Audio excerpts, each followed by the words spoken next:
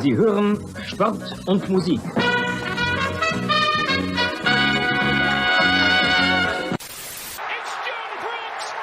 John Brooks for the USA! Das Spiel ist aus! Deutschland ist Weltmeister! In a world where fans fight over whether to call it football, or soccer, two German men defy the odds and call it Fußball. Bringing you inside the German-American football experience. And now, here are your hosts, the Schnitzel Boys. Yeah! Hello. Happy 4th of July. Happy 3rd of July. Happy 3rd of July. Although if you're listening to this on demand, it will be released on the 4th of July. On the 4th of July. This is the Schnitzel Boys American Super July 4th Super Spectacular Show. Welcome. We have Hans Wolf, mein Lieber at Schnitzel Time from Hans Wolf, and David Riccio in the chat. What up? What up, boys? What up, Jungs? Welcome. It's my anniversary. It's July 3rd. Is that the date you moved to New York City? No, it's the date I got married. The wedding. That's traditionally when you say anniversary. Wait a minute. Are you skipping your? Shouldn't you and your wife be at dinner right now, or what? What am I missing here? No, we already went. Okay. We went earlier. We went on a big hike over the weekend. We went to New Hampshire to do the patriotic thing and hike the Presidential Traverse. Wow. So which is, I don't know, it's no joke. It was like it was a 3-day thing. We stayed in huts for 2 nights. So anyway, all this to say, we were not looking to set the world on fire tonight. That's amazing. So we went for a nice dinner, and here I am. That's an impressive. Just hearing that hike is like, dang, look at you guys hiking. Yeah, it was good. So it's like a multi-day. You have to overnight. Yeah, they have the presidential range in New Hampshire. Mount Washington is the highest one, but there's a bunch of others around. And so, yeah, we did it north to south, and that's. It's about 18 miles, which doesn't sound that much for 3 days, but it is very rugged terrain. Like, especially once you get up top, you're basically hopping from rock to rock. There's not a lot of trails it's sort of a moonlight kind of landscape. So it's slow going, and it's very steep and high. And then you get to the, after walking for a day and a half, you get to the top of Mount Washington, and there's actually a road up there. So people that drive, so the vibe, it's an odd vibe. You're like running into all these people in their tennis overweight in their tennis shoes, and you're like, yeah. We are not the same. But yeah, those are my people, Bjorn. That's me. You finish your 3-day hike huffing and puffing, and I'm just standing there eating a hamburger, being like, yeah, it's exactly. Cool up here. What a great view. I earned this view by driving up here. By driving. We heard a couple of people talking about how difficult the drive is. I'm like, I know, you kidding me? Those curves? I might, with only a 2-wheel anti-lock brake system. You kidding me? Yeah, exactly. I was like, oh, you got to watch out that your brakes don't overheat. I'm like, yeah, okay. Well, cry me a river. Yeah, I love it. That's very. When I went to here in California, we have these giant parks, and yeah, you're supposed to hike all of it. But I was like, nah, I'm driving around. I'm driving. I'm hiking a little bit, but I'm driving. I need to work my way up to it. This has sort of come to me later in life. This hiking business. I was not like when when I was a kid, my parents would like to vacation in the German speaking part of Italy, the South Tyrol, like northern Italy, where it's where you're in the Alps, and they wanted to go there in the summer and hiking. I was like, as a kid, I was like, where are we going? Like, we're just going just to go. Like, I don't understand. But now that I'm firmly middle-aged, I enjoy it very much. I have an appreciation for views and landscapes now, and it's very nice. And it's good for your health, of course. It's like a great way to exercise. Yeah, that too, yeah. exercise and all. Yeah, as a kid, we used to hike a lot in Bavaria. Same thing. The whole point was like, let's keep walking, and then like this, and then at the end of your hike, on the top of the mountain, the Berg, is like a restaurant or something, little Right. restaurant. There's You hang some out. food. That was There's nice. some good food options. Yeah. I have good memories, but definitely I am not. I do it to force myself. I haven't done it in a while. I know it's good for me, but do I have great interest in it? Not really, not yet. But I'm sure I will. I'm sure I will one day.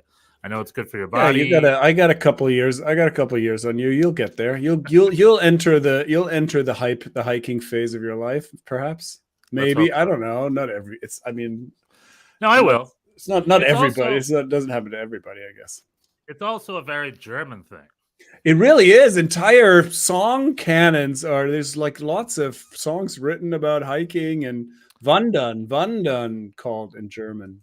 One of the most famous German paintings as part of the Renaissance, I think, was called The Wanderer.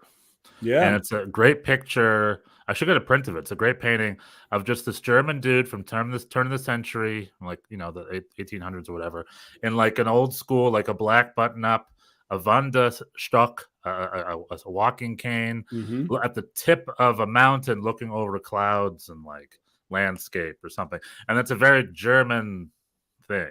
I know this is like July 4th episode, but if Germany has a July 4th, that would be a German thing. Like, so I was going to ask you, it's like, today's July 4th. Excuse me, today's July 3rd. Tomorrow's July 4th. But it's the same special. It's the special. There's a lot of German stereotypes that we love to bring up here on the podcast, Wandering and Wurst and all that stuff. That's right.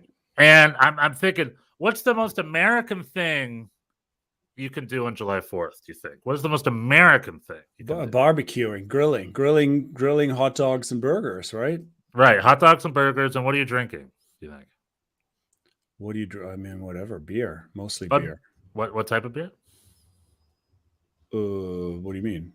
Is it Hefeweizen that you're drinking? What are we drinking? No, it's like whatever. Miller Lite, Budweiser. Well, although these days there's the beer culture is pretty prominent here in the US of A. I know, but I'm talking stereotypes here. I'm talking stereotypes. Oh, okay. I'm talking like Bjorn, you were hired by a Japanese film company. You're hired by Toho Limited to direct the new Godzilla movie. And they're like, you have an American 4th of July. Yeah. Family barbecuing, cans of beer. What type of beer? Yeah, I guess Miller Lite. Yeah, Miller Lite. Not me. You're the production designer. I'm the production designer. Generic beer. Generic beer. Costco. The Costco generic beer. Kirkland Signature Brew. Kirkland Signature Brew. Something like that. Hans Wolf set a field on fire by mistake. Oh, that's the July 4th tradition. Yeah. Here in California. You keel over, you knock over your barbecue and you cause wildfires. Yeah. I like to break up a couple of great German Americans. I'm American. On July 4th, I feel very American, but I'm German. I got European parents, and so forth. I enjoy I enjoy the fireworks. I enjoy July 4th. I love July 4th. I generally love this. It's also the summertime.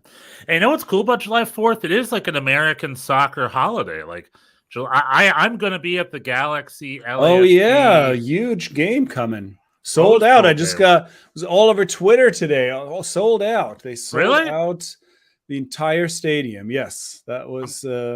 For a second, it was looking like they weren't, but yeah, I'll be there. I bought my tickets 6 months ago, whenever the original game was, and I'm bringing a friend, and it'll be 90,000 people. The park and ride alone costs $55, so it's going to be worth every penny. Epic. I'm going to try to get around that, but historically, not like in the 50s, but I'm saying from the 90s, like from the 94 World Cup on to now, July 4th is usually like a big soccer game day. Stadiums are full, probably because it is out and there's the fireworks. And July 4th games do well. And tomorrow, 90,000 people at the Rose Bowl, no exception. And there's a huge fireworks event after the game. I'm looking forward to that. That's going to be great. I know. I can't wait. I was happy to see Columbus is playing also tomorrow because We are all NYCFC's off, and we're playing them on Saturday. So I'm hoping they will be fatigued. The New York Red Bulls played them 2 days ago in Columbus. Yeah, got a little unlucky, I saw. A little unlucky-ish. I mean, I don't know what the luck would be. Hit the post on a penalty. Yeah, but that's Elias Manuel. All he does is kick it at posts and goalkeepers. Is it luck if that's your behavior of play? Okay, well, all right. So you were terrible. No. Did you try see to the say goal? something? Try to say something nice. True. No. I'll take it. I think after the game, even I think Taylor Twellman or I forgot who on the MLS, maybe Sasha Kleshin or someone on I the just saw broadcast. Yeah. Well, they said what you said. It seemed like you had the XG was high in your favor. Yeah, I don't know. It seemed like you were unlucky. Yeah, no, it was a good game. It was a good game. I wouldn't necessarily say we were unlucky. I'd appreciate that because you remember Elias Manuel's goal. Oh yeah, the header. It was like it went in, but it was like, should that have gone in? It's like the goalkeeper, because Elias Manuel kicks it and heads it at the goalkeeper. That's his thing. He needs to get better at placing his shots. He needs to get better at placing his shots away from the defender. Yeah. And the penalty kick's a perfect example of that. Hit it right on the post, so that's hard to do. I guess that's progress. But so when he heads it goes in, I'm like, holy crap, Elias Manuel with a goal. Hell yeah, baby. And then you see the replay, and it was pretty in the middle of the goal again. It's just the goalkeeper. So he's just going to stay consistent. The goalkeepers just have to get out of the way. Yeah, and Carlos. Speaking of goalkeepers, Carlos Coronel had a little bit of a. He's going to be unhappy with the goal he gave up. Yeah, I mean, I'm trying. I mean, I don't know. I'm trying to remind myself what the goal was. I don't remember thinking Carlos Coronel's dropped anything. Well, it was kind of goes underneath him. That's always a little, and I guess he had trouble seeing it. Maybe. Anyway, I don't know. I'm just feeling generous towards your team tonight. I don't know. That's not going to last. July 4th spirit. Well, July 4th. Yeah. No, you're right though. Remember how last week I was really bullish about my team? Well, that's what's cool about this game. We lost in Columbus.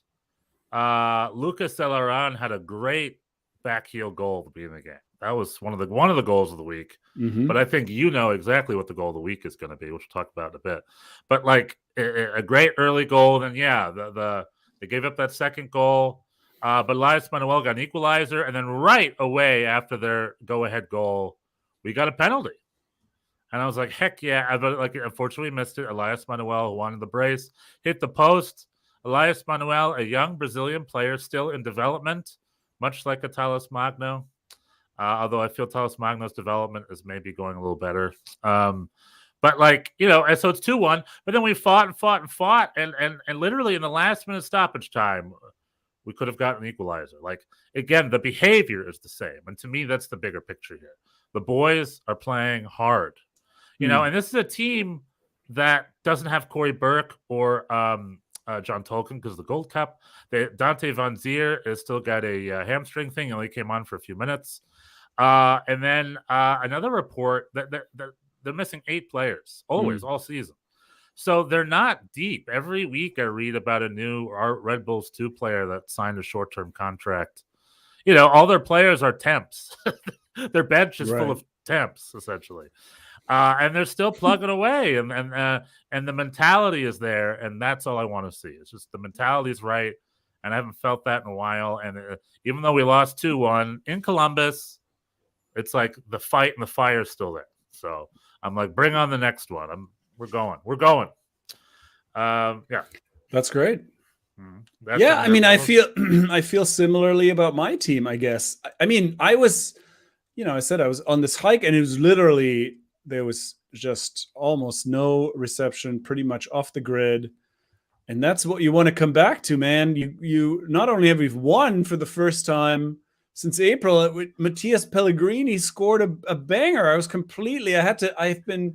I've been watching it around about 127 times. Like, it's unbelievable. Just a shocking goal on every level. And really, really a good and a pretty solid. I watched highlights and a little bit. I tried to rewatch the whole game, but I didn't get a chance. But it seems like it it seems like we deserve to win that game.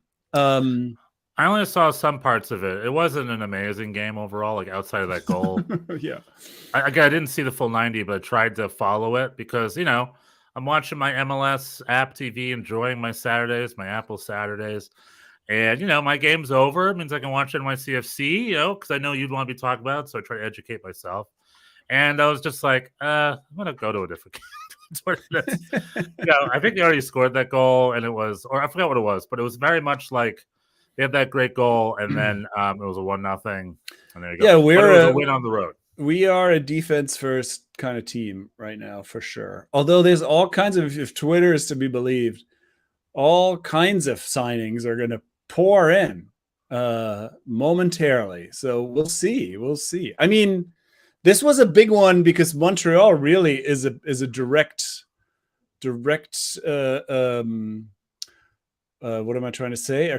Our competition for those last two playoff spots. It's like them, DC United, Red Bulls, us. Yeah, and so that was a 6-pointer in that regard. And if we can beat Charlotte on Wednesday, then we're right in there. But on the other hand, at this point, it's late enough in the season. Your record is your record. You're not like so. Yeah. So I don't know. We'll see. We'll see what's possible. At least with this win, we're in there. We're a win away, and lots of ifs. We're still missing some pieces. If they're coming, you never know. Are they gonna hit immediately? Are they gonna? How's it gonna go? But I also, like you, I still believe. I mean, I think the team's trying. They were clearly very excited to get this win. Pellegrini, he has not scored since. He certainly hasn't scored for us. I think somebody said 2020 was the last time he scored anywhere. And MLS is back. Who knows? Or whatever. He wasn't with the team then. He was with Inter Miami. What? I forgot. Yeah. I don't know. Who knows? Anyway, no one knows. It's a mystery of time. No, it's a mystery where a player was in 2020. Pellegrini, we could never. There's no way to find out that kind of thing. So no, there's no easily Googleable information. Anyway, all this to say, I was delighted to see this on my way back from the trip, and I'm delighted to go to Citi Field on Wednesday to see them play Charlotte. Nick Cushing is 0-3 against the greatest NYCFC coach of all time, Christian Lattanzio, who filled in for Patrick Vieira for a couple games and won them both. So he has the best record of all of our coaches. And Nick Cushing has played. He was saying himself in a press conference, he's played Charlotte 3 times, lost all 3. So, we'll see how that goes. But it seems like the team's trying, and it would love to see them win. You're due for a win, right? If you lose 3 in a row. I'm a gambler, and my Vegas mentality is like, well, if I lost 3 times in a row against the streak, I should bet, which is why I lose a lot of my money. Yeah, that's not how that works. No, this is a hard thing. I mean, you can lose 7 or 8 times. It's just an aside, but if and this some people will just fight you on this, like if in roulette, if it's like red 3 times in a row, the chances of it being red it's exactly the same every time. I've seen it red 12 times in a row. It doesn't. Like in gambling, there's what's it called? The martingale method, right? The martingale strategy. And what that is considered by many still the best strategy. If you lose, you keep doubling your bet so that when you do hit, all your losses come back with it too. And that's for the concept. But to do it effectively, you have to put down up to like $1 million just to make back $100. Well, and in roulette, there is a 0. So when that happens, then you're screwed. Yeah. So in American roulette, because July 4th, there's 2 zeros, and then sometimes you'll see this cockamamie thing where they have a 000 roulette table. What? And I'm like, who the heck would want to play on that? In Europe, it's 0, baby. 0. So I play. But yeah, so Thiago Almeida, hasn't left yet. He's still crushing Atlanta. He has one of the goals of the week. Did you see his rebound off the free kick? That slammer. I did. Yeah. Ugh. What's he? I thought he was. I thought he'd be at Napoli already. What's he still doing here? That's where Tati Castellanos is going, supposedly. Perhaps it's a big up for him. Yeah. But Inter Miami got a tie. I watched the San Jose Galaxy game, and that game never disappoints. It was such a great game. Classico.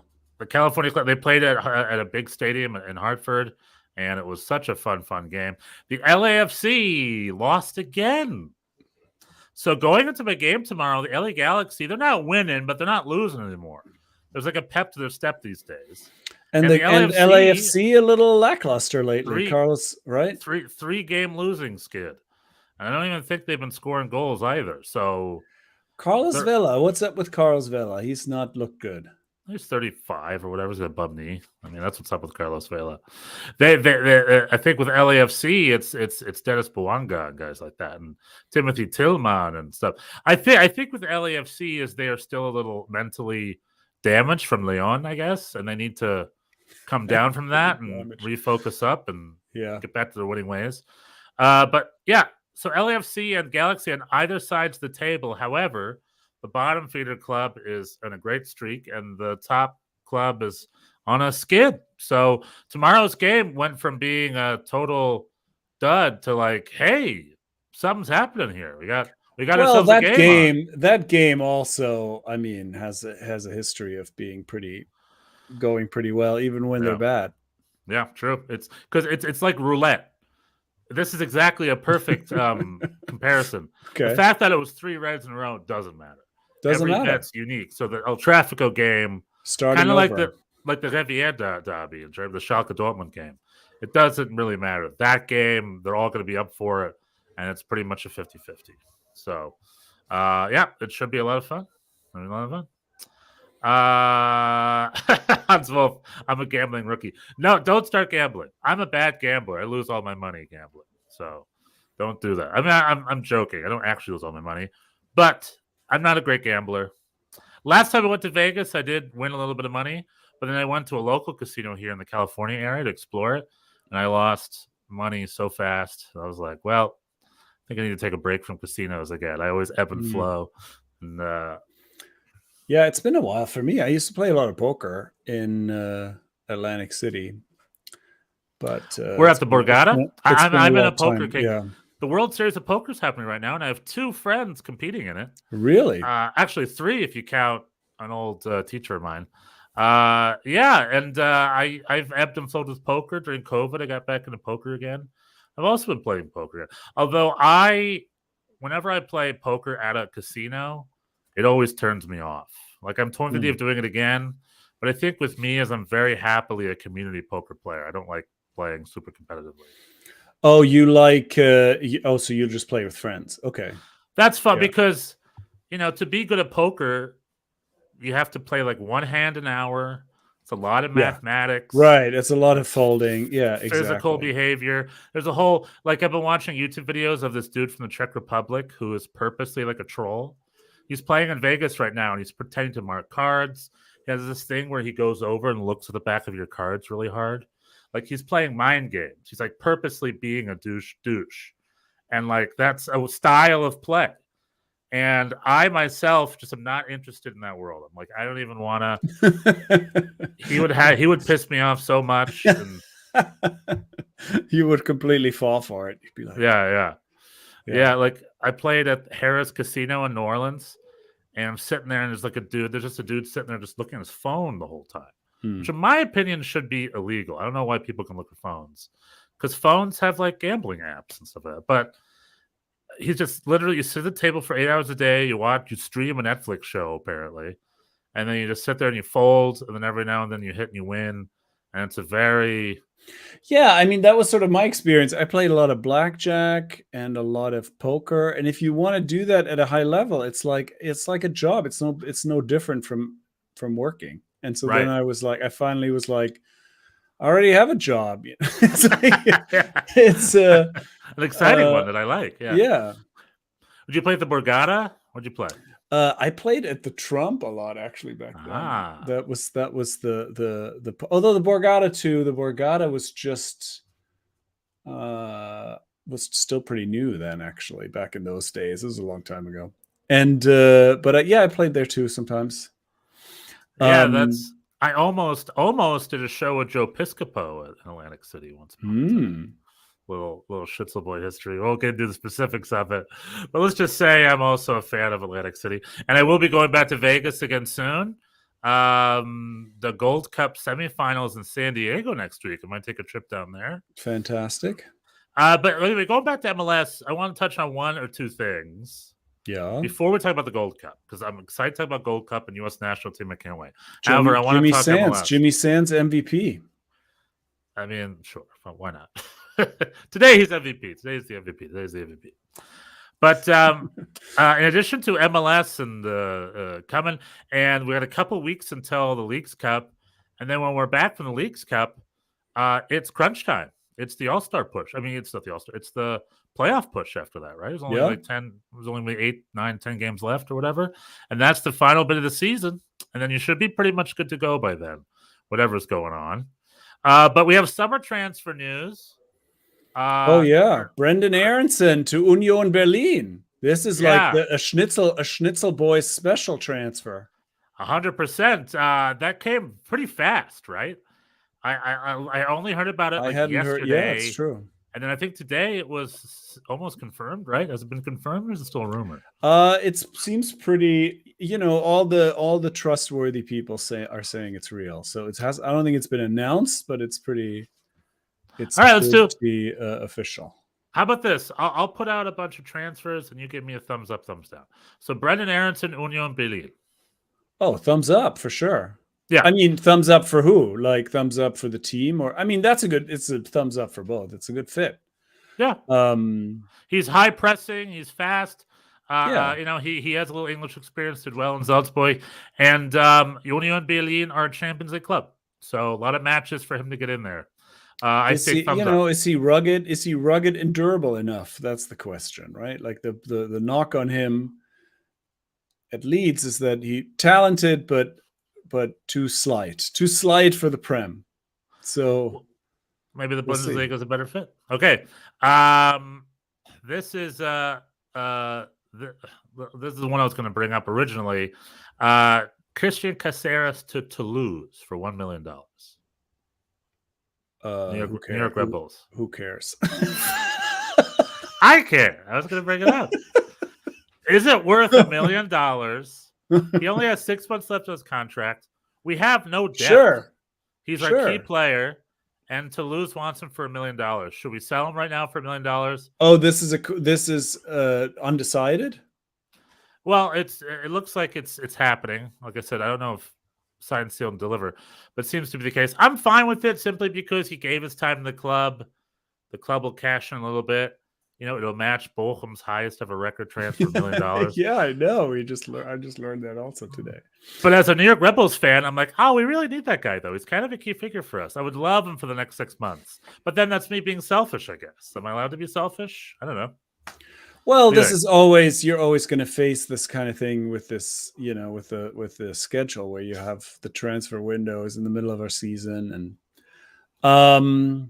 yeah, I mean, I'm always of the philosophy that you got to let your people go. The sort of the like your behavior with Jam Sands to Rangers. You're like, let him go. He needs to go. Well, that was just a poor fit for him, which I think it turned out to be true. I don't think that was a good place for him to go. I was happy for him to go somewhere if he wanted to go. I didn't think that was a particularly good destination for him.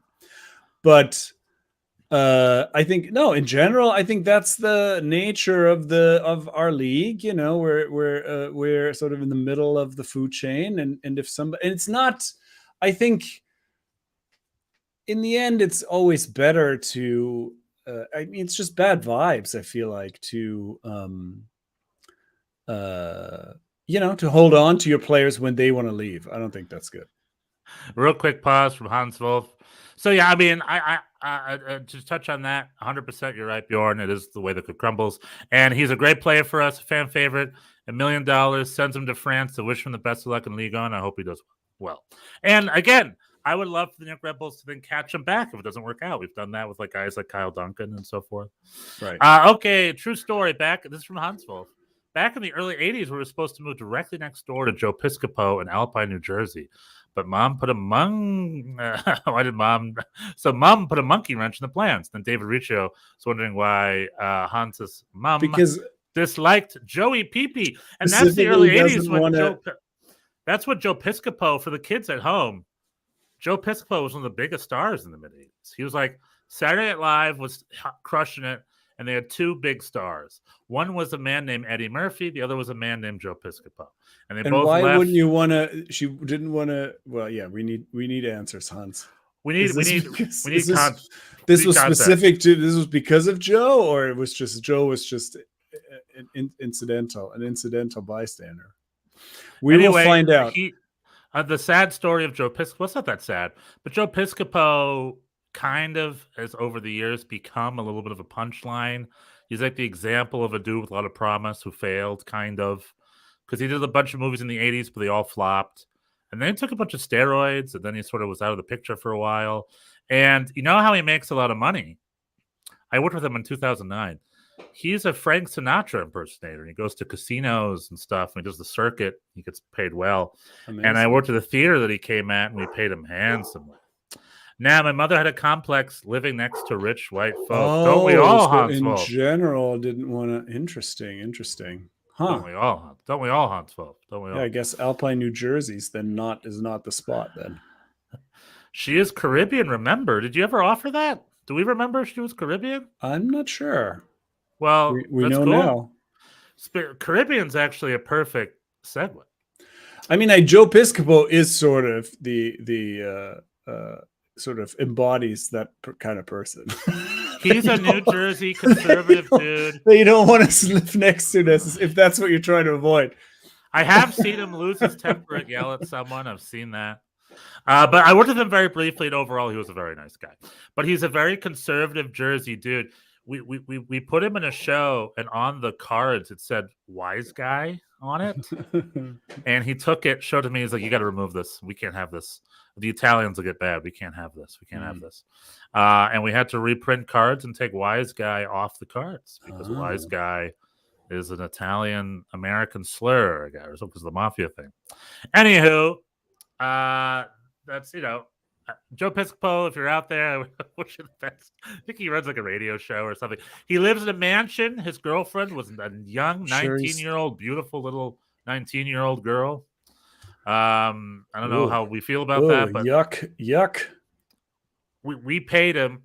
So Bjorn, this is a small regional theater, and in the chat too, small regional theater.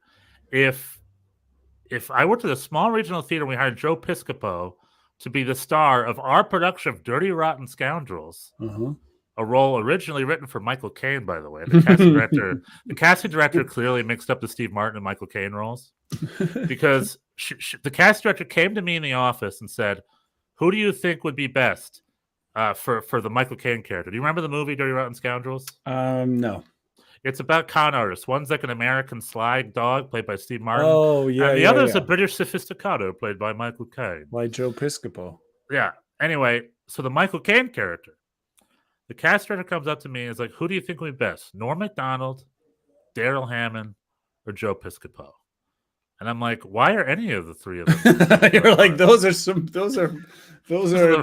none of those make me think Michael Caine. No.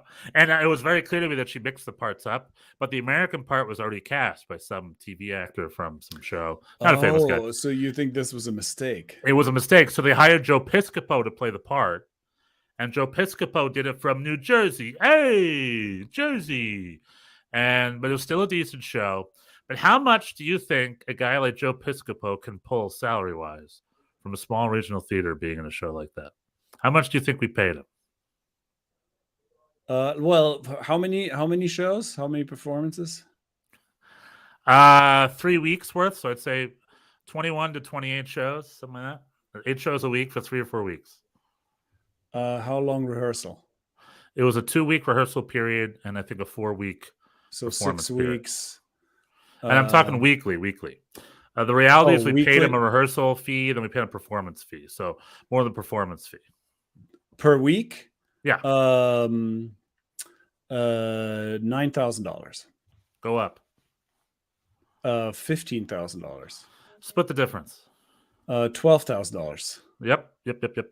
That's how much he earned at that little theater. A week. All right. A week. For Joe Piscopo in 2009. I mean, if you Googled him, he wasn't. Well, but working without very him, good. nobody comes, right? So I guess. I am curious. But this is on Long Island. And as an experiment, it's such a big tangent. But I called the local pizza places and stuff because it's a huge Italian American community out there. And I brought up Joe Piscopo, and they all were like, Joe Piscopo, like he's a hit in the Italian American tri-state area community. So they probably made their money back. Okay, we got Hans Wolf. Hans Wolf said the house wouldn't have lasted because his dad had trouble paying his taxes. So bad that he put Wesley Snipes to shame. Wesley Snipes, MC Hammer, and Dog the Bounty Hunter, the famous tax evaders. Famous tax evaders. Al Capone, maybe we'll throw him in there too. Al Capone is a big one. God rest his soul. Yeah, God rest his soul. Rest in peace, Father Wolf. Pops had a very political thing against Axis going to the industrial. Oh, taxes. Yeah, me too, Hans. I don't want to get too political, but no, I 100% agree with it. Granted, you're going to get in trouble. Death and taxes, right? The American IRS is as efficient, as ruthless as they come. If you they take a while, but they will come eventually. My father had an issue with tax as well, Hans, because we were an international family going all over. My dad worked for a German company. We had a house and green cards in the U.S., but we were working in Brazil at the time. And when he had to do his taxes, H&R Block couldn't handle his taxes. So like, we can't handle this.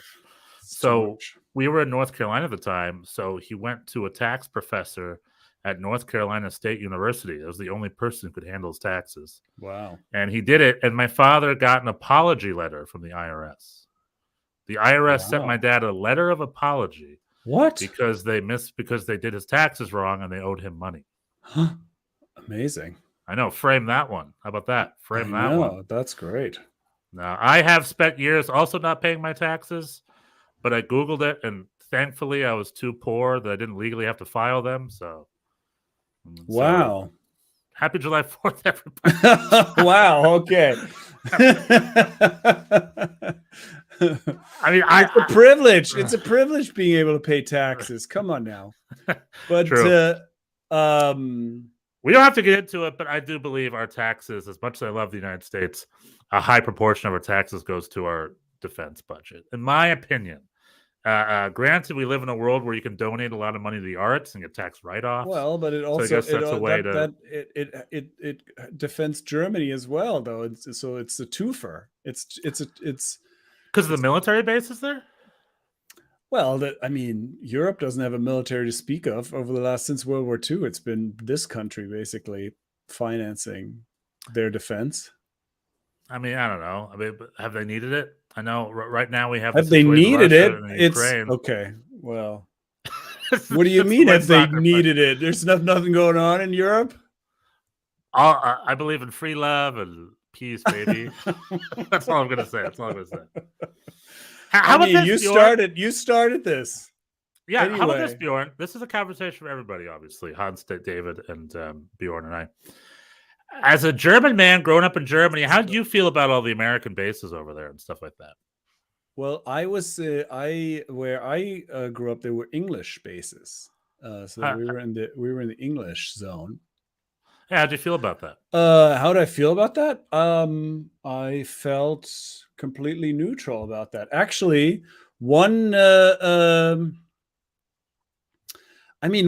the top 5 moments of my life happened on the English base, because every once in a while they would bring in, because the English soldiers who were living at the base, they had children, and so these children, they would go to school, but they there were only so many of them, so we had so they would put on tournaments every once in a while. They'd put on soccer tournaments where they brought in kids from the local schools, and we won one of those. And I was in goal, and we won on a penalty kick shootout, and I saved the decisive penalty, and my teammates carried me out of there. Basically, out of the English so you were part of your own Germany, and so that was a big sporting moment for me. So I had were all the English kids crying and being like, "We never beat the Germans on penalties." They were not crying. I can tell you, there was a lot of banter. Between us and the English kids. It was pretty intense. And so this is the Christmas truce all over again. That's what this sounds like. This is the World War I Christmas truce game. You know about that game, right? Oh yeah, yes. Mm-hmm. I do know about it. This was not as spontaneous. This was more organized by the authorities. But yeah, no, that was a good moment. I mean, I didn't have a lot of opinions about it. I mean, I was definitely, I grew up with East Germany being basically a foreign country, and I had no expectation of that ever changing in my lifetime, So so when that happened, 89, that blew my mind. It was like the everything you thought you knew is wrong. Yeah, I mean, especially for them, right? More than you guys. Oh yeah, no, true, right, sure, right. Much more intensely, of course. But I mean, even from my perspective, it was pretty mind blowing. Anyway, we got Hans Wolf. I didn't like how Frankfurt looked like in the 80s and 90s, too Americanized. Where I'm curious what K-Town is like, Kaiserslautern. Because Kaiserslautern has like 500,000 American expats, just in general. I'm curious if I'd love it, because I'm German American. So I'm like, what if it's like the best of both worlds for me in one city? Well, but we've just learned how you feel about the military. So I'm talking about hamburgers. I'm talking about a place where you can get great currywurst and great pizza. That's all I want in my world, is a place where I get a hamburger on one side of the street, currywurst at the end, Schweinehaxen on the other corner, and really great New York style pizza at the other. That's all I want in life. That's what you want. All right. It's all about the food. It's all about the food. It's all about the cuisine. You were gonna ask me about transfers. Okay, let's do a few more before we go back to the chat.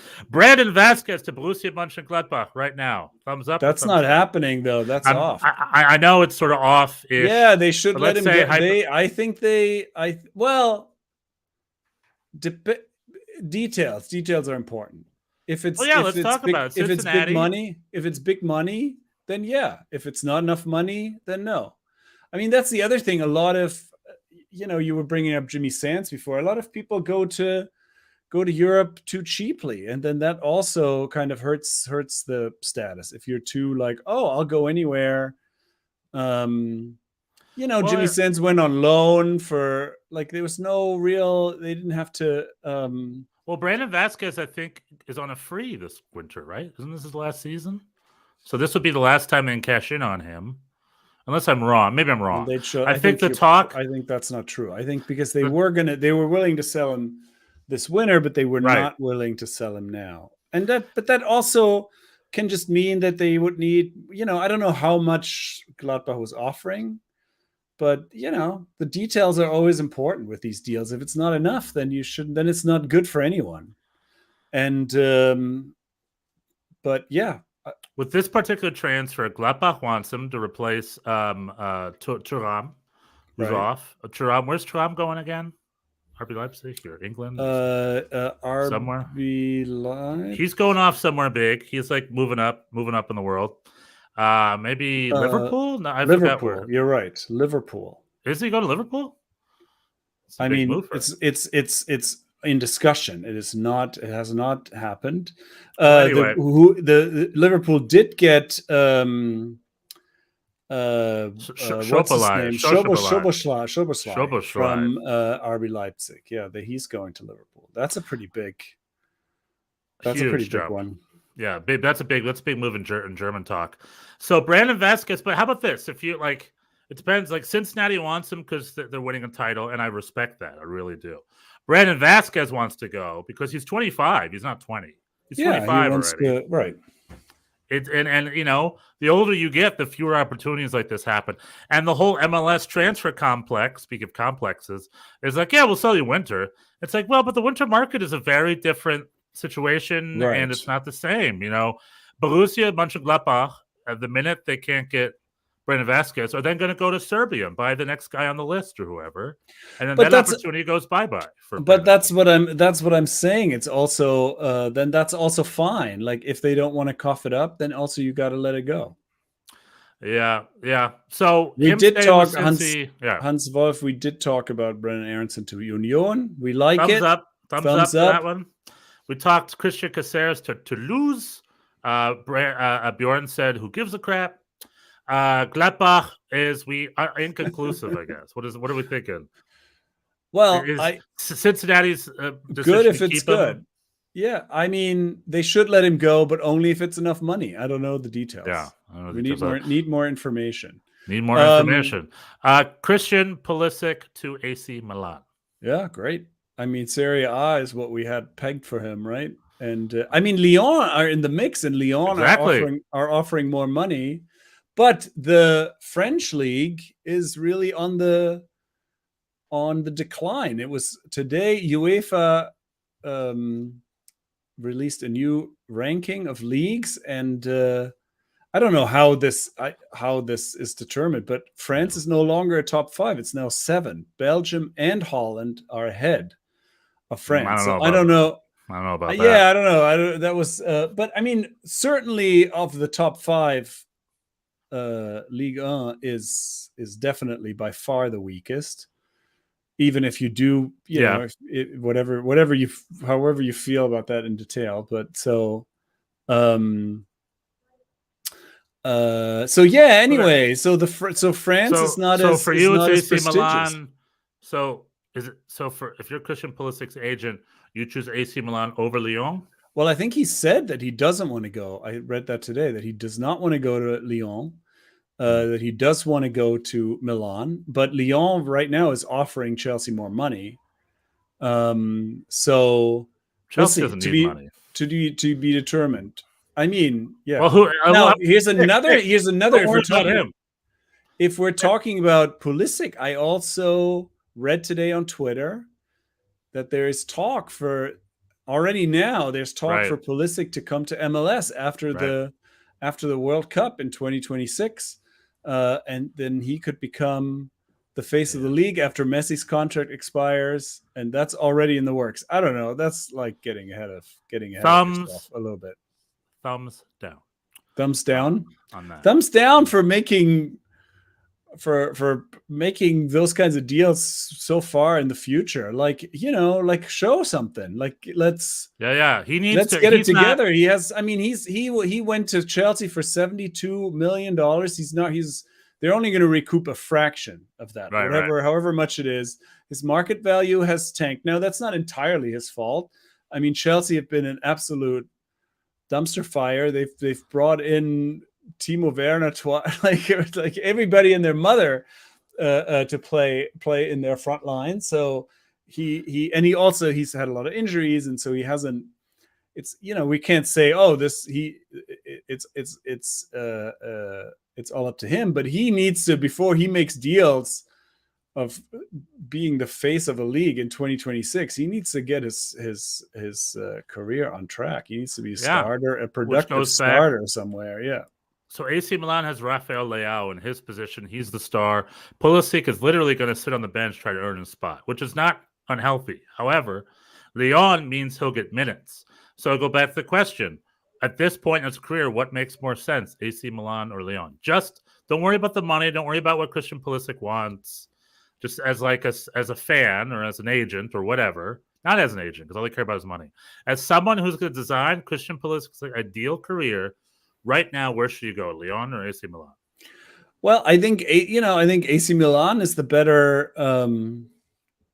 Yes, the better option. I think he still has. You know, he's obviously good potentially, So he should aim high, and so I think I think his mind's made up. That's what he wants, and we'll see what happens. I think it's the right decision. I think the French league is a big drop.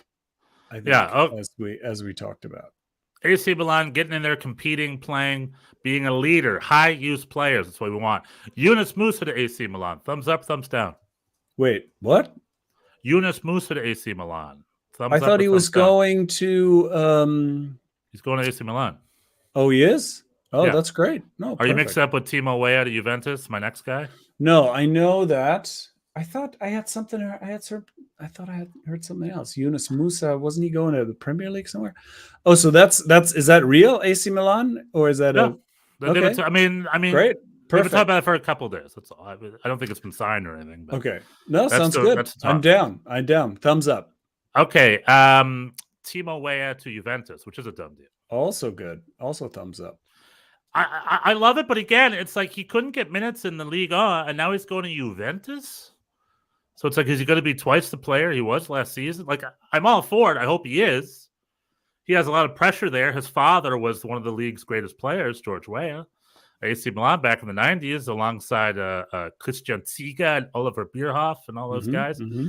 And like, I hope he does well. But for a guy who couldn't get minutes at Lille, how is he supposed to now get minutes at Juventus? Would be my very simple thought. Yeah, your guess is as good as mine. We'll find out. But thumbs up. That's that thing of with Serginho Dest, he still needs to land somewhere. He was rumored to go to Union Berlin. I thought that was happening, but it turns out that's not happening. Serginho Dest, Tyler Adams, right? Tyler Adams to Aston Villa. How about that? He's been linked with a lot of clubs, but let's say Aston Villa. Thumbs up or thumbs down? I guess. Sure. Yeah. Where do you want Tyler Adams to end up next year? Yeah, I mean he's definitely proven himself as a Premier League player. That's where the money is, and so sure. And I mean he's not going to go. I guess he's not going to Arsenal now. They have a bunch of midfielders. There's rumors about Man United, but I don't think that's happening either. But the other thing is him going to West Ham to replace Declan Rice. I think that was another thing I read. Okay. And I was all about that. I was like, that's a good idea. I would love to see. Why? That. What makes West Ham? Oh, because you love David Moyes. Well, A, I love David Moyes, but B, no, it's just a mid-level English future U.S. men's national team coach David Moyes. But not anymore. No, but like a good mid-level club, not a relegation fodder club. A mid-level club. I mean, Villa was much better this year than West Ham. Yeah, so if he had to go to one or the other, should he go to Villa or should he go to West Ham? I think he was also linked to Brighton or something. He was linked to a bunch of clubs.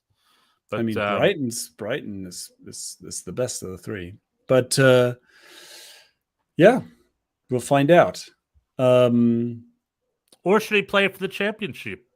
Rumor is that he has no out clause and he could spend a year in the championship at least. No. If he has Premier League options, he's got to play in the Prem. I agree. Ricardo Pepe to PSV. That's done, right? Yeah, thumbs up. Yeah, it's fine. Sure, fine. This is interesting because there was a little bit of Taylor Twellman had Twitter beef today. He was quoting this new ranking of leagues, and he was saying, everybody's up, everybody's all about Balogun, but Pepe has done just as well in the Dutch league, which people say, oh, it's so much worse. It's not really that much worse. And so I think Pepe to PSV is great. And we're gonna see how he does. And he'll be a contender for that spot. I'm loving that 6 months after us now having a number 9. Now we've got like 4. So we got like Ricardo Pepe, Balogun, Jesus Ferreira. We'll talk about him. He's been crushing here in MLS. Brandon Vasquez linked to the Bundesliga. I don't know. I'm loving it. Okay, I think that is for the most part it. Try to think if there's any other big transfers. I'm thinking Weston McKennie needs some sort of answers. Serginho Dest needs some sort of an answer. He's a Juve player, right? Yeah, but Juve's probably trying to get rid of him. Yeah. Perhaps. Try to get rid of him once. So okay. Patrick Vieira is not going to the U.S. men's national team. He's going to go to Strasbourg, which is, I think, that's a pretty Strasbourg, yeah, exactly. Now the German-speaking part of France. German. And Yeah, that's kind of a drop. Yeah, well, I mean, he's in France, Coaches League, getting his minutes. You know, he's doing it. He's doing it. Okay, back to the chat. David Riccio, we spend our ski weeks at the A. My daughters learned how to ski at the U.S. Army R&R post in Hamische. That's amazing. Oh, Garmische. It was fantastic. Where's that? Is that in where's Garmische? That's Bayern, yeah. That's in Bayern? Yeah. Brendan Aronson, Oizon for males. They want that for the young ladies. Living and growing up. I've had 3. I would always wear a German national team jersey with Jonas Hector. Jonas Hector, FC Cologne. He just retired. Yeah, just FC retired. Cologne, FC Cologne, Köln legend Jonas Hector. Jonas Hector. Yeah, I'm curious where Dest is going to end up. We have the Women's World Cup coming up later. In Germany news, I think the Women's World Cup will be on CDF and ARD for the first time ever or whatever, because the support for the German women's program still is way more underdeveloped than it is here in the United States. And they are realistically one of the few teams that can actually challenge the U.S. women this summer.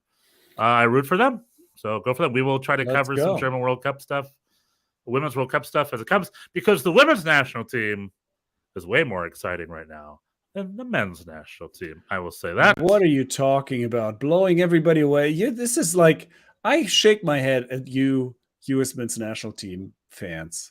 Like, can't... I'm talking about the German women's team. I'm talking about the German national team.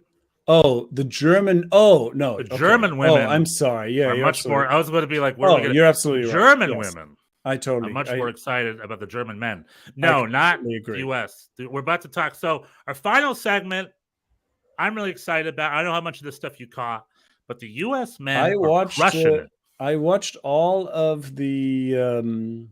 Trinidad and Tobago game? No, the other two for St. Kitts and Nevis. That's right. 4 countries for the price of 2. Trinidad and Tobago happened while I was in the wilderness, hiking. So I missed that. But I was sort of kidding about, it's hard to really make a case for yourself as a defensive midfielder in these games where these teams just get blown away. But I think Jimmy Sands looked extremely strong against St. Kitts and Nevis, and I heard he was good against Trinidad and Tobago too. I did not watch that game, but I was very impressed with him in that game. He was just basically adjusting his press kind of further forward against a slightly more backwards opponent, and I thought it was very effective. What were your thoughts? Yeah, amazing. Because Jimmy Sands is the only person I care about on the U.S. men's national team. And it's so funny. You talk about him. It's like I never noticed him. That's not a bad thing. That's it. That is he is like the Busquets of the Gold Cup. If what's the Busquets quote? If you see the game, you don't see Busquets. Watch the game, you don't see Busquets. But if you watch Busquets, you see the whole game. Yeah. Bingo. James Sands, America's Sergio Busquets. Yeah, I mean, against St. Kitts and Nevis, we had a respectable 6-0. And then against Trinidad and Tobago, we had an even more respectable 6-0. I'm like, hell yeah, this team is doing it. They're free-flowing. They're scoring. Jesus Ferreira, 2 hat tricks in a row. Brandon Vasquez got himself a goal. Gianluca Buzio, who's trying to salvage himself from the wasteland of the Serie B bench. He had a great game. Matt Turner. The only negative side, if you have to find negative side, is Alejandro Zendejas had a couple of bad games. And you know who had a terrible game? Literally, when he was playing, the Benny Hill theme song was playing in my head. Who? Christian Roldan. Oh. Really poor. Against Trinidad. Mm-hmm. Even when he sort of, quote-unquote, assisted that first goal, it kind of covered. And then he had like an open kick in the beginning, and he skied it, he aired it, he just missed the ball. And it's like, you're a national team player, no missing balls. You know what I mean? You see that at elementary school kids. You don't see that with pros. So Christian Roldan is a little bit. There's all this hate on Twitter against Jordan Morris and Paul Arriola and Christian Roldan. I don't subscribe to that. However, Christian Roldan did not help his case. Was bad. Okay. Was bad. He did not help his case. Other than that, I thought in the St. Kitts and Nevis game, the one that I saw, there are just a couple of these new arrivals that I'm not quite feeling. Like Zendejas is one of them. Senora had a rough game too. Senora, I'm like, like why are these guys there? They're very, I was. Matt Miazga's performances have been very mixed. Like he I some mean, people say he's against- okay, but yeah. he had a couple rough moments. Yeah, it's against not Kits perfect. against Kits and Nevis, he didn't have a lot of opportunity to do anything. But Well, I think the one Kate Cowell, I think, also he crushed. Kate Cowell's been amazing. Kate Cowell had he was really great when I saw him here at camp in January. He had a really great game against Trinidad, and the dude's just got some swagger. Okay. I'm loving Kate Cowell. Mihailovic was very good against St. Kitts and Nevis. Ferreira was good. Ferreira was pretty good.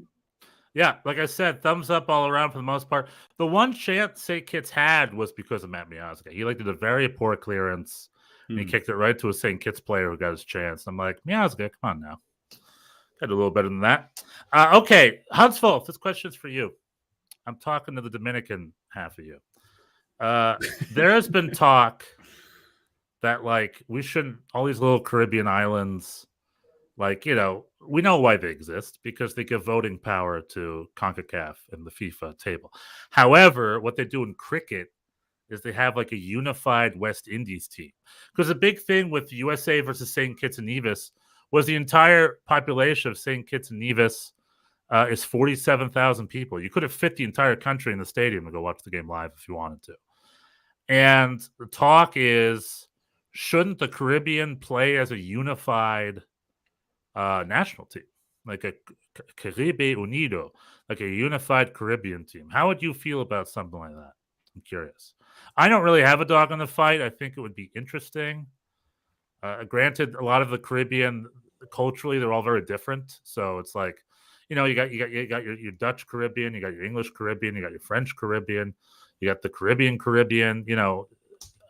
So I'm assuming that's a little awkward. However, as far as being able to scrounge a bunch of professional players together, makes sense. I don't know. So that's a thought I'm going to put out there.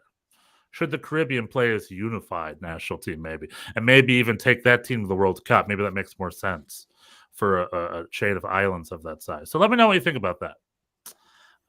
No, do your work. It's still at work. No, work. Work is more important. I'd say even get back to us. Get back to us next week. It's fine. It's no rush. There's no rush. I just want to say we're already an hour, so wrap up here. Yeah. I just want to say that being a fan of the U.S. right now is amazing. The U.S. men's national team has been crushing it all summer. Not everybody agrees. You see a lot of people on Twitter twisting themselves into a pretzel to find flaws, to find fault. It's good to be critical. The whole talk is, hey, this Ferreira's but it's against small opposition. That's American history. Landon Donovan got all his 57 goals. 30 of them were against El Salvador. So, you know what I mean? That's just how it works, baby. That's how it is. Well, it's not like they've always blown these countries away in the past. We have a very dominant. I mean, it was Jamaica's 1-1, whatever. But we had 6-0, 6-0. I mean, we're crushing it. I don't know what to tell you. I'm loving it. And meanwhile, Mexico's losing to Qatar. Canada is bankrupt. Canada's bankrupt and is third in their group. They're without Alphonso Davies and two teams we just beat. They're nothing. Two teams we just beat 3-0 and 2-0. So it's a beautiful time to be we're having a great summer. Hans Wolf's not into it. Hans Wolf doesn't want the regional team. Each country for themselves. I agree. Who cares? The way it is now. The way it is now. I mean, if they did this in Europe, I wouldn't support Team Europe or whatever. Well, but that's a different during the Olympics. Remember when Britain played as one team during the 2012 Olympics? Mm-hmm. Ryan Giggs was the captain or whatever. It was the British soccer team. I think it's something like that. Yeah. David Riccio, Matt Turner getting too clean. Just enjoy it. That's right, David. Enjoy it. Enjoy the success, because as German national team fans know, don't take it for granted. Okay, enjoy the wins. Enjoy not to be that guy, but one of the clean sheets was Sean Johnson's though. Yeah, I guess he did not get a clean sheet against Jamaica. That's true. He let one in against Jamaica. Sean John got his St. Kitts and Sean Nevis John clean got sheet. the St. Kitts and But Nevis Matt thing. Turner's Didn't about have to to get do himself. anything. Matt Turner's Turner's great. I'm not no knock on Matt Turner. I love Matt Turner. Improv goalkeeper. 100%. We need to bring him on, do a little 3-prov here. Yeah. Oh, it just keeps slipping my mind to call Matt to get him on the podcast. He's been hitting home runs for the St. Louis Cardinals, if you saw that. Okay, last piece of news. Oh, boy. Last week, I just want to offer a correction. Last week, I kept talking about Stefan Kuntz cheating with Stefan Effenberg. We got our gossip wrong. We got our sordid gossip wrong. I mixed up Stefan Kuntz with Thomas Strunz. That's the American in me. I mixed up Kuntz and Strunz. Sorry about that. I got my Kuntz and my Strunz mixed up. Thomas Strunz, who was a Bayern München player, I think around the same time Effenberg was, his wife left him for Stefan Effenberg. That was the whole thing. And they had to play together even though one stole the other's wife. Like, that was a whole thing. Stefan Kuntz had nothing to do with that. He was off in Bochum doing his thing or whatever. So I just want to get a little correction there. Any last thoughts, Bjorn? Nope. America's winning. Players are going to big clubs. Next year, the Serie A is going to be American all day, and they're going to win in the Champions League. And our national team is going to get even better and better. And let's go, America. All right. Yay, July 4th. Have a good July 4th, everyone. Hans Wolf and David Riccio, thanks for joining us in chat, like always. Everybody else, thanks for listening at home. Tell your friends. Happy 4th. Happy 4th. We'll see you next week. See you next week, baby. Cheers. Cheers. Goodbye.